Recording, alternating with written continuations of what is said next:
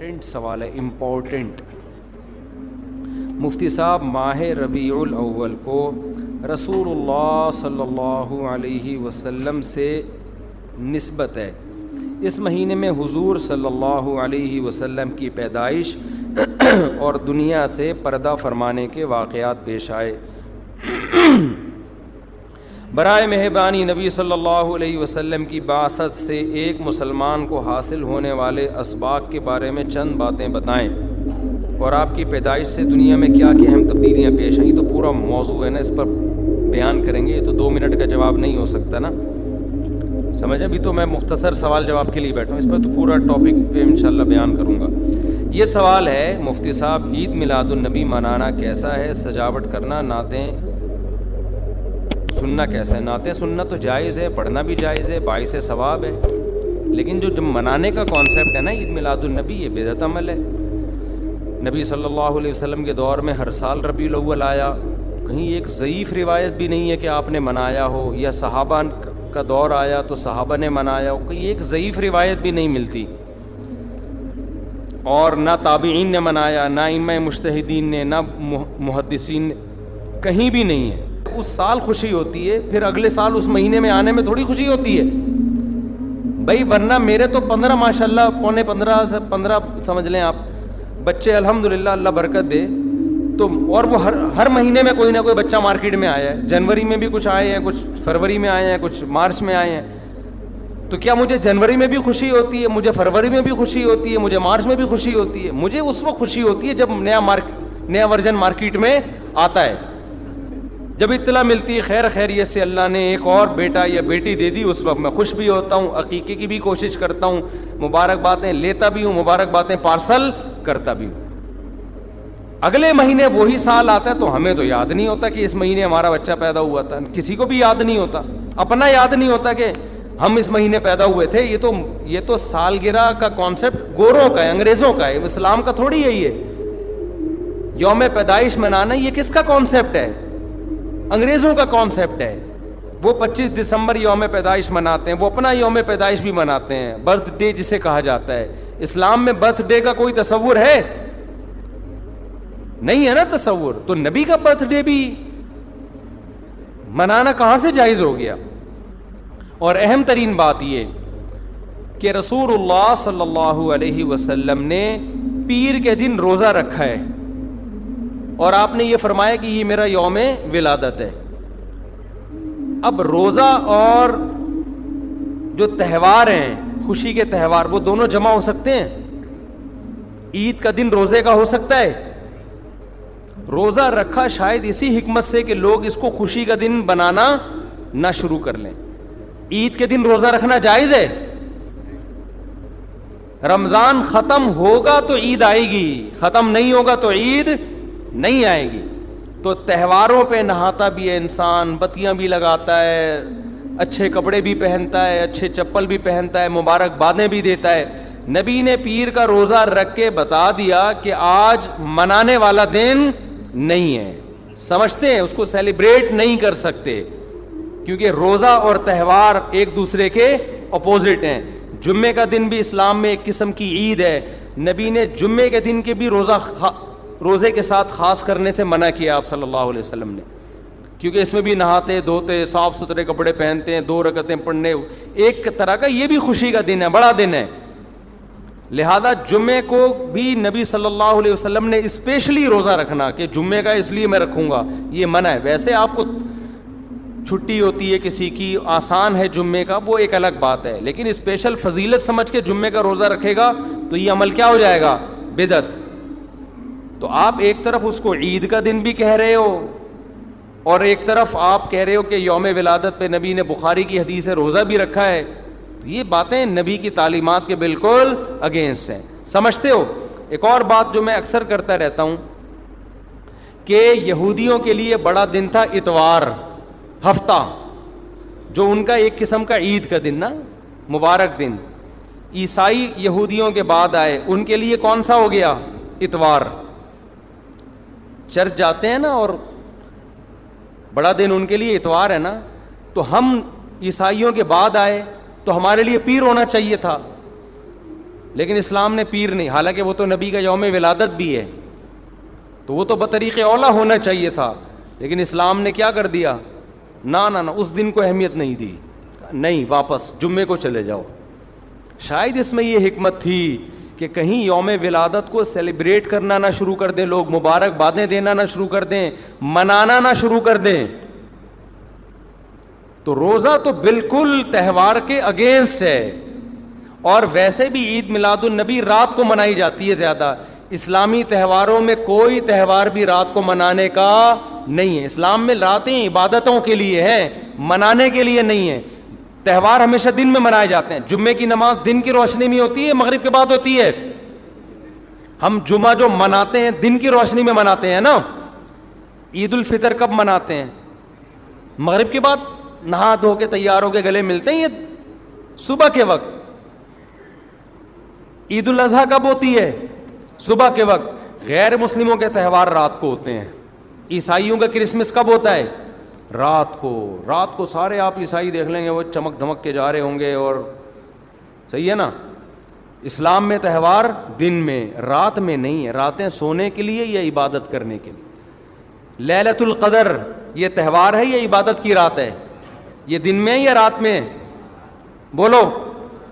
شب برات 15 شعبان یہ عبادت کی رات ہے یا تہوار ہے؟ اس میں اختلاف ہے علماء کا، جمہور عبادت کے قائل ہیں۔ تو عبادت کی رات ہے تو عبادت کی ہے نا، لیکن وہ دن میں ہے یا رات میں ہے؟ وہ رات میں ہے۔ تہوار کب ہوتے ہیں؟ دن میں ہوتے ہیں اسلامی، اور عبادت کی راتیں کون سی ہوتی ہیں؟ وہ رات میں ہوتی ہیں۔ سمجھتے ہو کہ نہیں سمجھتے ہو؟ عیسائیوں کے ہاں، یہودیوں کے ہاں الٹا ہے، ان کے تہوار کب ہوتے ہیں؟ رات کو، رات میں جشن کرتے ہیں۔ تو آپ عید میلاد النبی میں چراغاں کر رہے ہو رات میں، منا کب رہے ہو؟ رات میں۔ یہ تو ویسے ہی عید کا جو اسلام نے کانسیپٹ دیا اس کے بالکل اگینسٹ ہے۔ یہ یہود و نصارہ کا طریقہ ہے رات میں منانا۔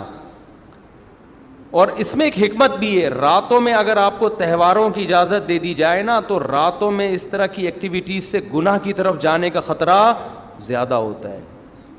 تبھی عیسائیوں میں کرسمس میں گڑبڑیں بھی بہت ہوتی ہیں، شرابیں بھی پی جاتی ہیں، بہت کچھ ہوتا ہے۔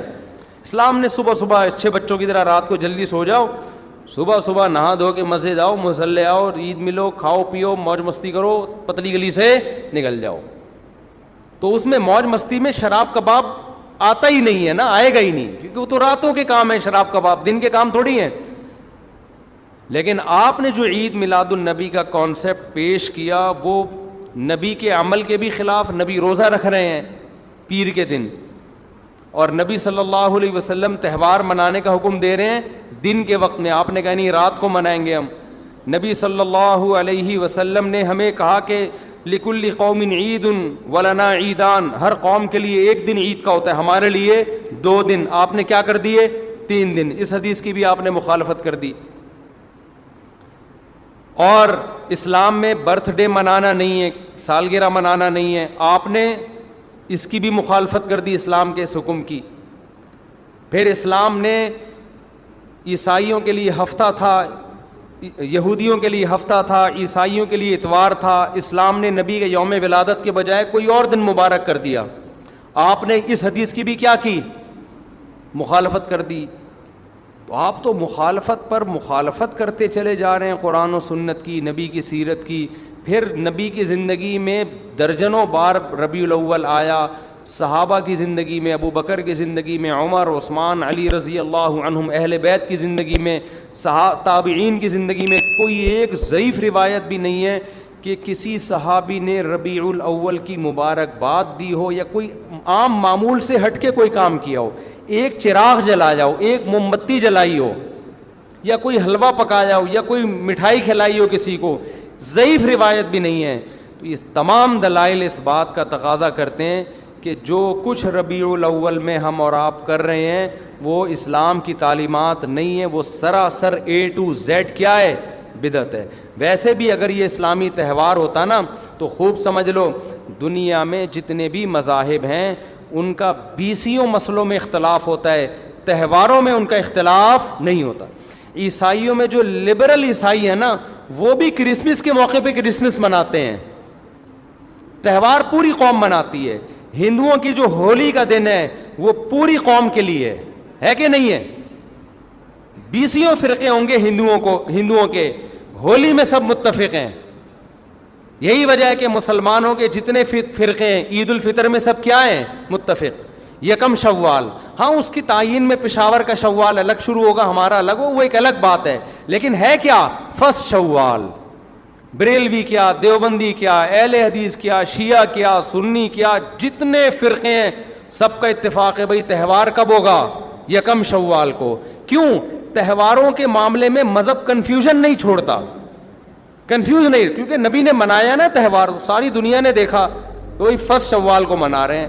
اور دوسرا تہوار ہے 10 ذی الحجہ کو جو بقرعید ہے. پوری دنیا میں کتنے ہی مسلمانوں کے فرقے ہوں، بقرعید کب منائی جاتی ہے؟ 10 ذی الحجہ. کرسمس کب منائی جاتی ہے؟ 25 دسمبر کو. ہندوؤں کی ہولی کا بھی ایک خاص تاریخ ہے، سکھوں کے جو ایک تہوار ہے اس کا بھی ایک خاص دن ہے، اس میں کوئی اختلاف نہیں ہے. اگر عید میلاد النبی مسلمانوں کی سچی مچی کی عید ہوتی، تہوار ہوتا، اس میں اتنا اختلاف نہ ہوتا. اتنا اختلاف ہے، پورے سعودیہ کی ایک گلی میں بھی کوئی ایک بتی بھی نظر نہیں آئے گی آپ کو. ایسا ہے کہ نہیں ہے؟ پاکستان میں گھر گھر سجے ہوئے ہیں، پورے مکہ مدینہ میں، ریاض میں، جدہ میں کہیں بھی ایک بتی بھی نظر نہیں آئے گی، ایک چراغ بھی نظر نہیں آئے گا. یہ کیسا تہوار ہے؟ پورے عرب دنیا میں کہیں بھی نہیں منایا جا رہا، انڈیا پاکستان میں دھوم دھام سے منایا جا رہا ہے. یہ خود اس کی علامت ہے، اتنا بڑا اختلاف ہونا کہ یہ تہوار نہیں ہو سکتا. پھر پاکستان میں بھی کھارا در میں منایا جا رہا ہے، ڈیفنس میں نہیں منایا جا رہا. کراچی میں کم منایا جا رہا ہے، چھانگا مانگا میں، چیچا وطنی میں زیادہ منایا جا رہا ہے. معذرت کے ساتھ چیچا وطنی میں نہیں، یا کسی اور علاقے میں، سمجھ رہے ہو؟ پھر جو پسماندہ علاقے ہیں ان میں زیادہ منایا جا رہا ہے، پڑھے لکھے علاقوں میں کم منایا جا رہا ہے. پھر جن علاقوں میں منایا جا رہا ہے ان میں بھی پورا نہیں منایا جا رہا. جیسے ہمارے علاقے میں اگر ناظم آباد میں منایا جا رہا ہے، ایک گلی میں منایا جا رہا ہے، دوسری گلی میں پتہ ہی نہیں. پھر جس گلی میں منایا جا رہا ہے، اس گھر میں منایا جا رہا ہے، پڑوسی کے گھر میں نہیں منایا جا رہا. تو یہ اس کی علامت ہے بھائی یہ تہوار اگر ہوتا تو ساری دنیا کے مسلمان اس پر متفق ہوتے. کھوپڑی شریف میں بات آ رہی ہے کہ نہیں آ رہی ہے؟ تو اس لیے یہ اتنے بات اس کے غلط ہونے کے دلائل ہیں نا اس کو عید میلاد النبی کو منانے کے، کہ بہت ہی کوئی ضدی اور ہٹ دھرم ہوگا تو کہے گا کہ یہ منانا چاہیے ان دلائل سننے کے بعد. اور دیکھو مجھ پہ آپ نیگیٹو کمنٹس کر سکتے ہو، مجھے آپ کہہ سکتے ہو میرا یہ کلپ مارکیٹ میں جائے گا نا تو یہ دیوبندی، یہ وہابڑے، اور یہ ان کو کیا پتہ، ان کو نبی سے محبت نہیں ہے. لیکن خدا کی قسم آپ جس خدا کو خوش کرنے کے لیے یہ کام کر رہے ہو نا، اس خدا کو کوئی دھوکہ نہیں دے سکتا. قیامت کے دن آپ کو ان دلائل کا جواب اللہ کے سامنے. میں نے جس دن محرم کے حلیم کے دیگ کے خلاف بیان کیا، اسی رات پوری گلی میں ہمارے دیگیں چلتی رہی ہیں نا، وہ لڑکے گھوٹے لگاتے رہے. تو مجھے کسی نے کہا ان لڑکوں کو بتاؤ جا کے کہ آج بیان ہوا ہے اور آج ہی آپ یہ کام کر رہے ہو. میں نے کہا یار ہم پولیس میں نہیں ہیں، ہم نے جو بات کرنی تھی کر لی، اب یہ لڑکے لونڈے لپاڑے لگے ہوئے ہیں، اللہ کسی کو دیگ میں گرا کے مار دے وہ خود ہی سزا دے دے. بعض دفعہ اللہ کا غضب آتا ہے، آپ الٹ گئے دیگ کے اندر ہی گر گئے آپ. تو میں نے کہا ہم تو بد دعا بھی نہیں کر سکتے، تو ہمارا کام ہے سمجھانا. ہم نے سمجھا دیا، اب کون دیگ میں کیا کر رہا ہے، کون دیگ کے اندر گھس رہا ہے، کون کھا رہا ہے، یہ ہمارے ہیڈک، یہ پولیس کا کام ہے. ٹھیک ہے نا، پولیس کرے گی تو ٹھیک ہے، نہیں کرے گی تو پولیس سے اللہ پوچھ لے گا. پولیس نہیں کرے گی، پولیس کہے گی گورنمنٹ نے منع کیا ہوا ہے، تو گورنمنٹ جانے، اللہ جانے. ہمارا کام پیغام پہنچانا ہے، ہمارا کام پیغام مسلط کرنا نہیں ہے. تو ربیع الاول کو عید میلاد النبی منانا ہم یہی کہتے ہیں جائز نہیں ہے. اس کے اتنے سارے دلائل ہیں، پھر بھی کسی کی سمجھ میں نہ آئے تو پھر وہ جانے. پڈے بازی نہ کرو، لوگوں کو جا کے نا تانے نہ دیا کرو، بس اس سے نقصان ہوگا. مفتی صاحب، کسی شخص کے مرنے کے بعد کون سی چیز کا ثواب اسے پہنچانا ہے؟ کوئی بھی نیکی کا ثواب پہنچا سکتے ہیں. شادی کر کے دل میں نیت کریں، اس کا ثواب کس کو پہنچے؟ مرحوم کو پہنچے. مفتی صاحب، اگر کوئی شخص یہ کہے کہ یہ جادو یا خیر حلیم کیا ہے بھائی، حلیم میں نے اللہ کے نام کی بنائی، یہ حلوہ یا خیر میں نے اللہ کے نام کی بنائی، اللہ کے نام پر دی ہے، کھا لو۔ بھائی حلیم تو اللہ کے نام پہ ہی بنتی ہے، حلوہ بھی اللہ کے نام پہ بنتا ہے، تو غریب کو کھلا دو اللہ کے نام پہ۔ لیکن ربیع الاول ہی میں کیوں؟ اس کا مطلب آپ اس کو منا رہے ہو نا، تو منانا غلط ہے، مناؤ مت اس کو۔ تو حلوے پکا کے ہی تو منایا جاتا ہے، لوگ کہتے ہیں اس میں کیا خرابی، ہم حلوہ پکا رہے ہیں۔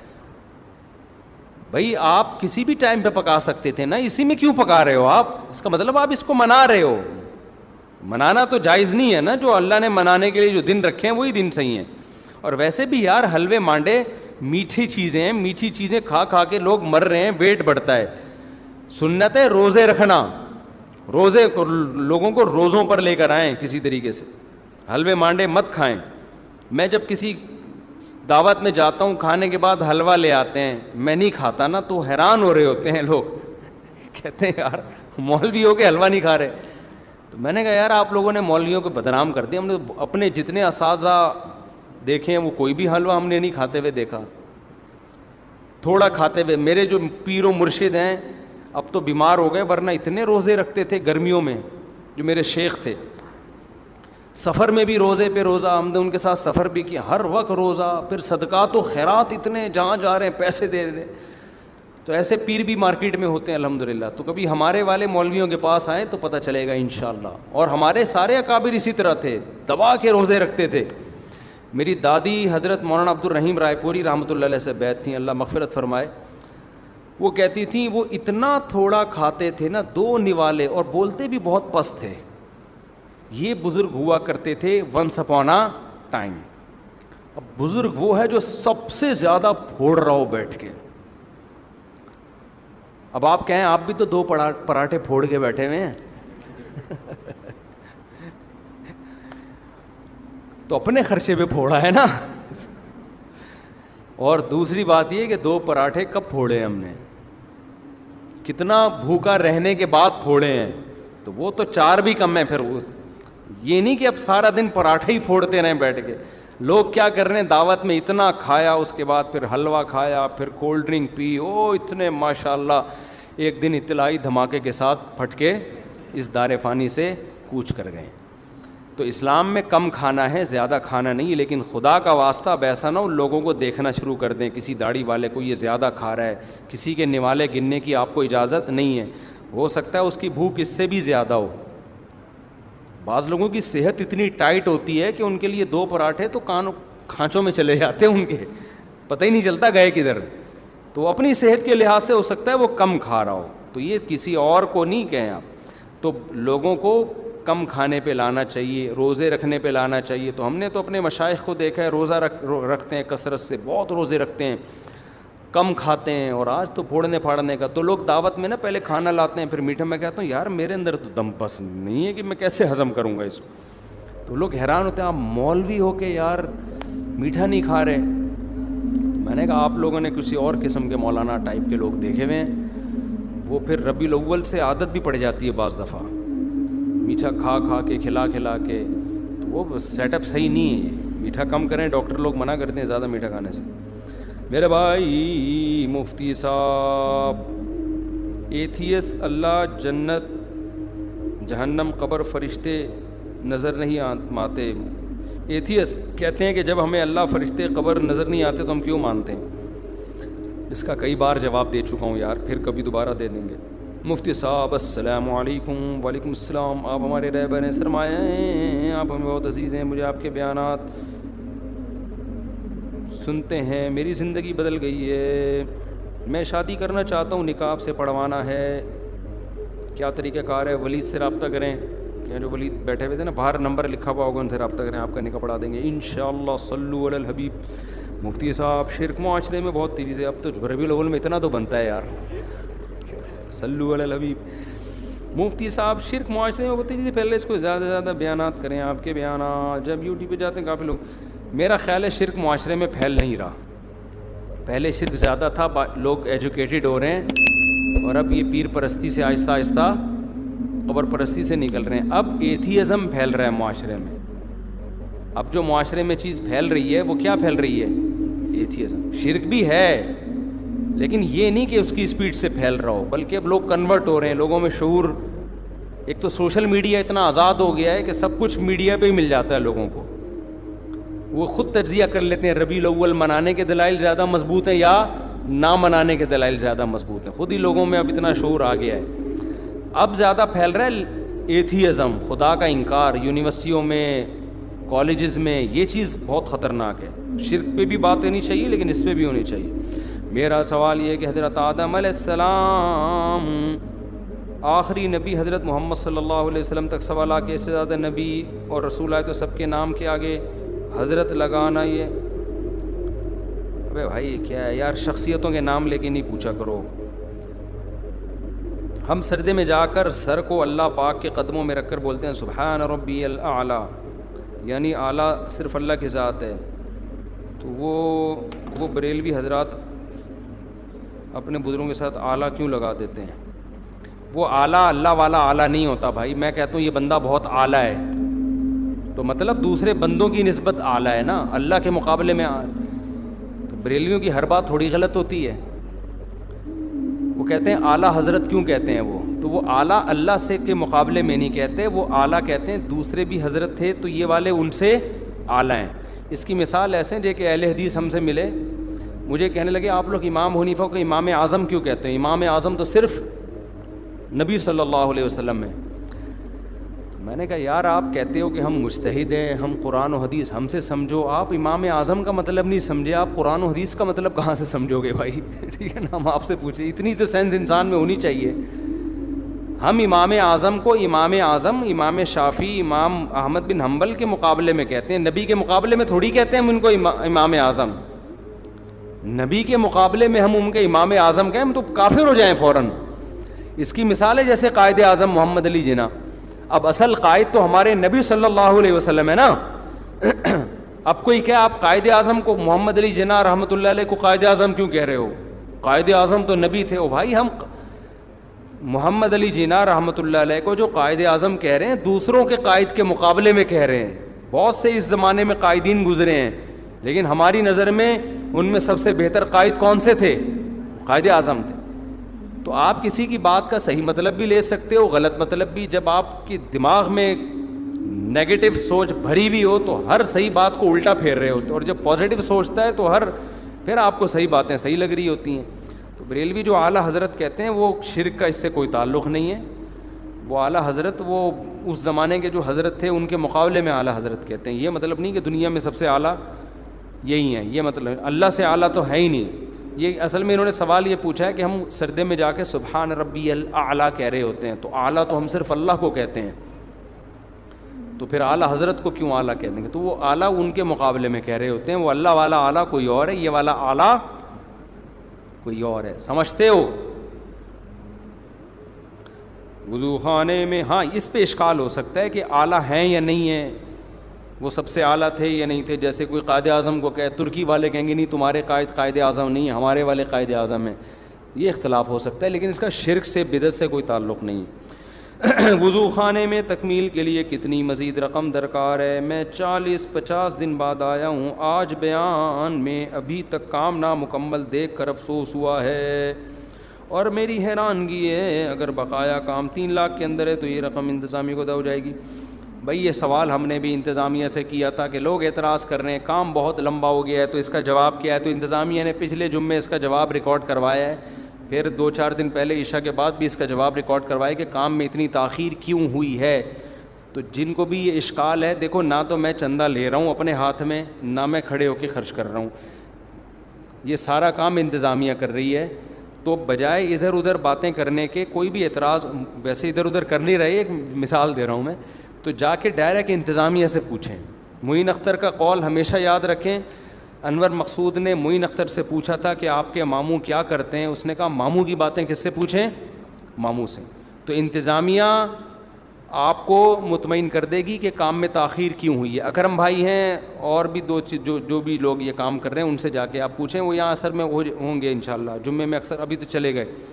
اگر وہ آپ کو سیٹسفائی نہ کر پائیں اور آپ کو لگے واقعی کوئی گڑبڑ ہو رہی, پھر مجھے بتائیں آپ, پھر میں پوچھوں گا بھائی آپ نے چندے کا اعلان مجھ سے کروایا, تو پھر یہ گڑبڑ کیوں ہو رہی ہے, کوئی کرپشن سامنے آتی ہے یا کوئی معقول وجہ سامنے آتی ہے. کیونکہ میری جب ان سے بات ہوئی ہے انہوں نے مجھے مطمئن کر دیا ہے کہ بھئی یہ وجوہات تھیں تاخیر کی. سمجھتے ہیں تو آپ ان سے پوچھ لیں, مطمئن کر دیں گے انشاءاللہ.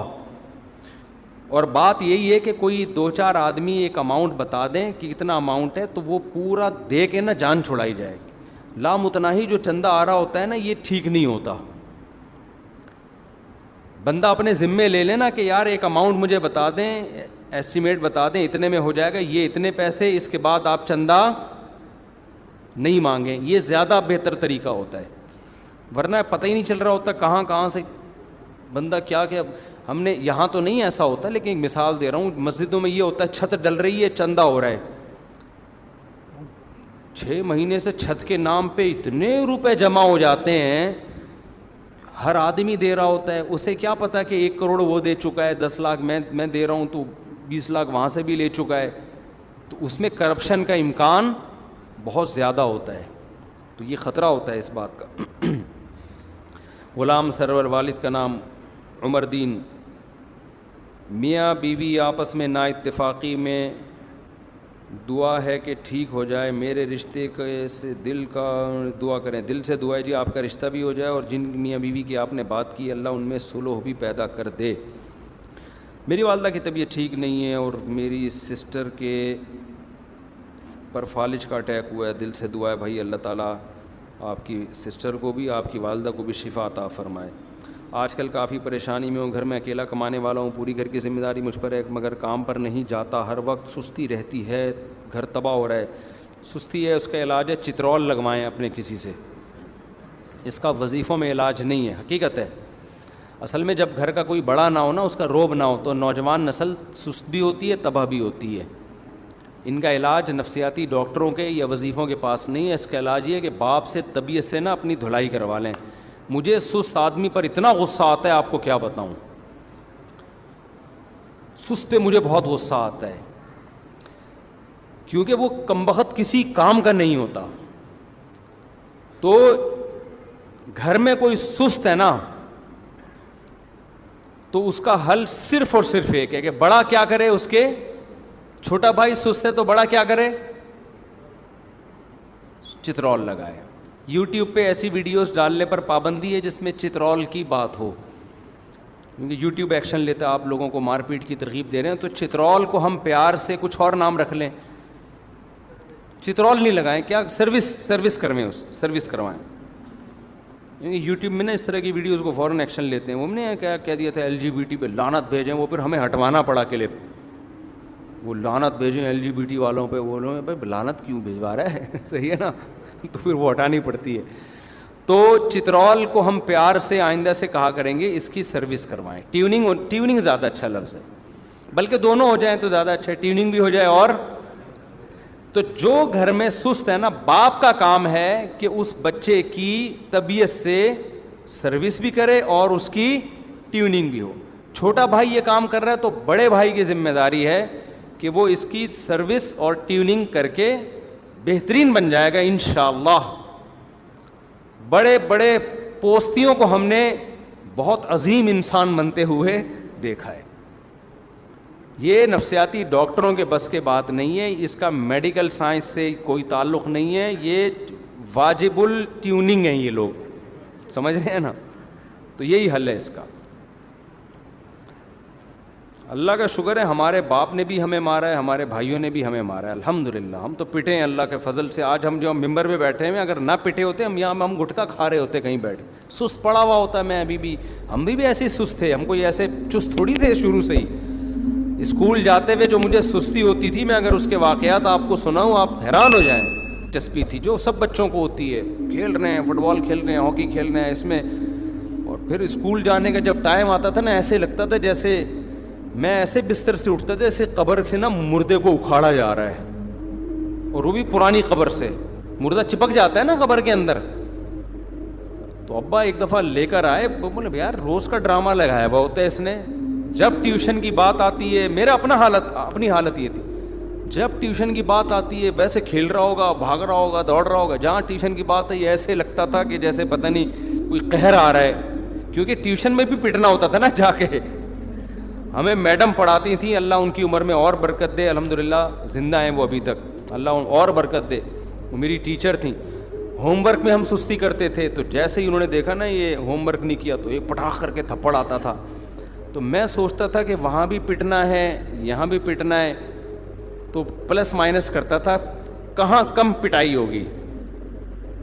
ان کا تھپڑ زناٹے دار ہوتا تھا نا جو میڈم تھی ہماری, ایسا زور دا کے, اور پھر بےزتی زیادہ تھی, سب کے سامنے پٹتے تھے. یہاں گھر میں تو بہن بھائیوں کے سامنے پٹ رہے ہیں, آج ہم پٹے کل وہ پٹے گا, عزت برابر ہو جائے گی دونوں کی. تو ابا ایک دن مجھے یاد ہے ایک پائپ لے کر آ گئے کہ یار روز روز کی ڈانٹ سے بہتر ہے ایک دفعہ طبیعت سے لگا دو چترول. تو وہ نوبت نہیں آئی, میں اسی دن سے انسان کا بچہ بن گیا کہ یار ابا آپ جو ہے نا زیادہ فارم میں آ گئے ہیں. تو آج تو گھروں میں یار ماں باپ نے بالکل ہی سختی چھوڑ دی ہے. ایک بات خوب سمجھ لیں, اصل میں تو جو کام محبت سے ہوتا ہے وہ مار دھاڑ سے نہیں ہوتا. اصل تو یہی ہے, بچے کو محبت دیں, اس کی ساری ضرورتیں پوری کریں, پیار سے سمجھائیں. زیادہ تر بچے وہ سیدھی انگلی سے ہی قابو میں آ جاتے ہیں, انگلی ٹیڑھی کر کے گھی نہیں نکالنا پڑتا, وہ تمیز سے چلے جاتے ہیں. کچھ بچے بہت ہوتے ہیں تو پھر بے تحاشا نہ ماریں, یہ جو میں کہہ رہا ہوں ٹیوننگ چترول تھوڑا بہت, کیونکہ ہم نے یہ ظلم بھی دیکھا ہے. بعض بچوں کو ماں باپ بہت زیادہ پیٹتے ہیں, اس کا میں قطعاً قائل نہیں ہوں. ہمارے ابا نے بھی ہمیں مارنا ہوا تو 6-7 تھپڑ لگا دیے, وہ بھی بہت ہی جب ایکسٹریم لیول پہ ہم پہنچتے تھے, ورنہ وہ محبت زیادہ دیتے تھے. الحمدللہ ہمارے والد صاحب نے ہمیں محبت زیادہ دی ہے, مارا کم ہے, تبھی اس مار کے سائیڈ ایفیکٹ نہیں ہوئے. اور والد صاحب نے جب بھی مارا نا اس کی تلافی کی ہے, بعد میں انہوں نے اتنی محبت دی, پھر تفریح پہ پیسے دے رہے ہیں, یہ لا رہے ہیں وہ لا رہے ہیں, تاکہ اس مار کے جو سائیڈ ایفیکٹ ہے نا, ایک بغاوت کے جذبات پیدا ہوتے ہیں, وہ سائیڈ ایفیکٹ کیا ہو جائیں, ختم رہ جائیں. اس مار نے جو اینٹی بائیوٹک کا کام کیا ہے تو برے جراثیم مر جائیں اور اچھے والے نہ مریں. تو والد صاحب پھر بعد میں بڑی عزت دیتے تھے کہ نہیں بھائی یہ بیٹا میرا بڑا کام کا, یہ بڑا آدمی, تو بڑا اپریشیٹ کرتے تھے نا وہ, کہ نہیں یہ آج کل ماں باپ کیا کر رہے ہوتے ہیں, بے غیرت کمینہ پیدا ہو گیا میرے گھر میں, پٹاخ ایک لگایا کھینچ کے, تو کسی کام کا نہیں ہے, مجھے اس سے کوئی امیدیں نہیں ہیں, یہ ذلیل کرے گا مجھے. بچہ کہہ رہا ٹھیک ہے ابا, جب ایسے ہی ہے تو وہ اور منفی طرف چلا جاتا ہے, اس کو بالکل اپریشیٹ نہیں کر رہے ہوتے. تو بچوں کو اس کی کبھی کبھار ماریں, زیادہ نہ ماریں اس کو, کبھی کبھار. مار کے سائیڈ ایفیکٹ بہت خطرناک ہوتے ہیں, لیکن روب رہے. وہ ایک دفعہ ہم پٹ گئے تھے تو روب پیدا ہو گیا تھا, 1-2 دفعہ پٹے ہیں لیکن طبیعت سے پٹیں. وہ طبیعت بھی ہمارے لحاظ سے نا, یہ جنگلیوں کی طرح جو بچوں کو مار رہے ہوتے ہیں یہ والی نہیں. کیونکہ میں ایسے کیس جانتا ہوں, ماں باپ نے بہت مارا ہے بچوں کو, بڑے بھائی نے بہت مارا, قاری صاحب نے بہت مارا, بچے کی زندگی ہمیشہ کے لیے برباد ہو گئی, وہ جنگلی بن گیا. تو رسپیکٹ بھی دیں اس کو, اگر کبھی مارا ہے تو اس کو عزت دیں. میں ایک واقعہ سناتا ہوں, اس سے آپ کو سمجھ میں آ جائے گا کہ کیسے بچے کو موٹیویٹ کرنا ہے. ہمارے ایک امریکہ سے دوست آئے, بڑا دلچسپ واقعہ, آپ کو مزہ بھی آئے گا, آپ کی تھکن بھی ختم ہوگی. امریکہ سے ایک عالم ہیں, ایک مسجد میں خطیب ہیں, میرے بیانات بھی سنتے ہیں, یہ واقعہ بھی وہ سن رہے ہوں گے. تو وہ آئے کراچی نا, ملاقات ہوئی میری ان سے. مجھے کہنے لگے مفتی صاحب, سوئمنگ کی بات چل رہی تھی, مجھے کہنے لگے مفتی صاحب ہمارے جو یہاں کے ماحول میں اور امریکہ کے ماحول میں بڑا فرق ہے. امریکہ میں نا ماں باپ بھی اپنی اولاد کو عزت دیتے ہیں, یہاں عجیب اسٹائل ہے, یہاں تو عزت ہی نہیں دے رہے, تانے کوسنے بھی چل رہا ہوتا ہے سارا.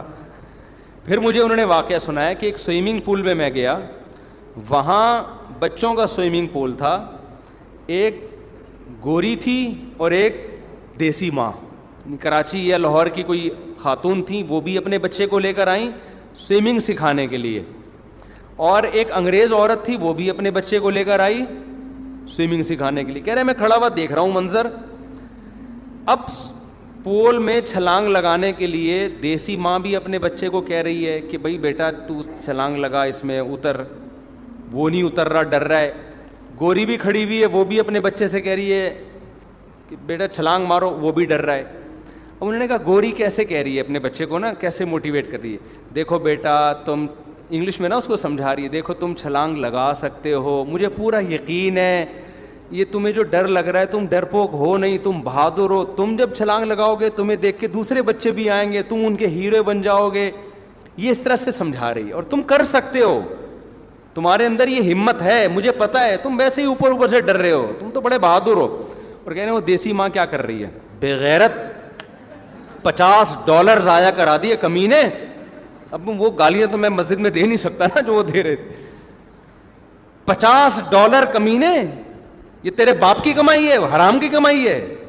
روزانہ $50 لے کے میں آتی ہوں, اور تو کم وقت یہی ڈرامے تو نے لگائے ہوئے ہوتے ہیں. پٹاخ تھپڑ لگا رہے نا اس کو, پتہ نہیں تھپڑ لگائے نہیں لگائے, لیکن یہاں ہوتا تو طبیعت سے کوٹتی اس کو, وہ تو وہاں شاید تھپڑ پہ پابندی ہے شاید. تو اس کو تانے دے رہی ہے, کمینہ, بے غیرت. اور یہ مجھے پتا تھا یہ یہاں کے یہی ڈرامے کرے گا, پیسے ضائع کر دیے.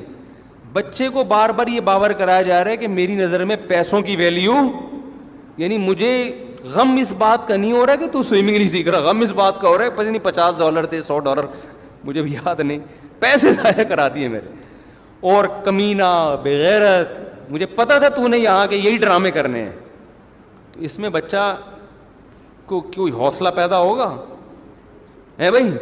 بچہ کیا کہ ہم تو خاندانی کمینے بھی ہیں, ہم تو خاندانی کیا ہیں, بے غیرت بھی ہیں, ہم تو ماں باپ کے جو ہے نا, ہو سکتا ہے وہ ان تانوں سے متاثر ہو کر چھلانگ لگا دے, سوئمنگ سیکھ جائے, تو سوئمر تو اچھا بن جائے گا, تمیز کا انسان کا بچہ نہیں بنے گا, وہ اپنی اولاد کی بھی ایسی تربیت کرے گا. تو ہم بھی اپنے ابا اماں سے پٹے ہیں الحمدللہ, لیکن عزت بھی انہوں نے بہت دی ہے, تو عزت بھی دیں. کبھی کوشش کریں, ہر آدمی میرے جیسا ہوتا بھی نہیں بچپن میں نا, ہر بچہ, اکثر بچے تو تمیز سے ان کو سمجھاؤ سمجھ جاتے ہیں, محبت سے. تو ہم نہیں سمجھ رہے تھے, ابا نے چترول لگانا شروع کر دیے اور ہم پر احسان کیا, بڑے بھائی سے بھی پٹے الحمدللہ. تو اس کا نتیجہ ہے کہ آج پٹا کے الحمدللہ یہاں بیٹھے ہوئے. اگر نہیں پٹتے ہم, اور وہ ابا ہمیں ایکچولی کر کے ہی سمجھا رہے ہوتے, صحیح ہے نا, ہم تو ٹیوشن نہیں جاتے, ہم تو پھر پتہ نہیں کیا بن رہے ہوتے, نہ اسکول کی تعلیم ہوتی نہ مدرسے کی ہوتی, ہم کہیں بیٹھے ہوئے ہوتے, کہیں سٹا مٹا لگا رہے ہوتے. کیونکہ جب کچھ بھی کسی کام کا بھی, یا تو میں روحانی سینٹر کھول کے بیٹھا ہوا ہوتا, جن چڑیل بھوت بھگا رہا ہوتا, اور آج کروڑ پتی ہوتا. پھر میں صرف شادیاں نہیں کرا رہا ہوتا, لوگوں کو شادیوں کے پیسے بھی دے رہا ہوتا میں, کیونکہ روحانی علاج والوں کے پاس جو پیسہ ہوتا ہے نا, نوٹ گننے کی فرصت نہیں ہوتی, کیونکہ کسی کام کے تو ہوتے نہیں ہیں, تو پھر روحانی علاج شروع کر دیں. تو یا تو میرا بھی کوئی روحانی سینٹر ہوتا, 23 گھنٹوں کا بزنس کر رہا ہوتا, حصار کھینچ رہا ہوتا جن چڑیل بھوت بھگانے کی بات, یا پھر ہم کہیں چرسیوں میں بیٹھ کے لائف کو کیا کر رہے ہوتے, انجوائے کر رہے ہوتے. ابھی کچھ بھی نہیں کرو تو چرس تو پیو نا یار. تو یہ ہے.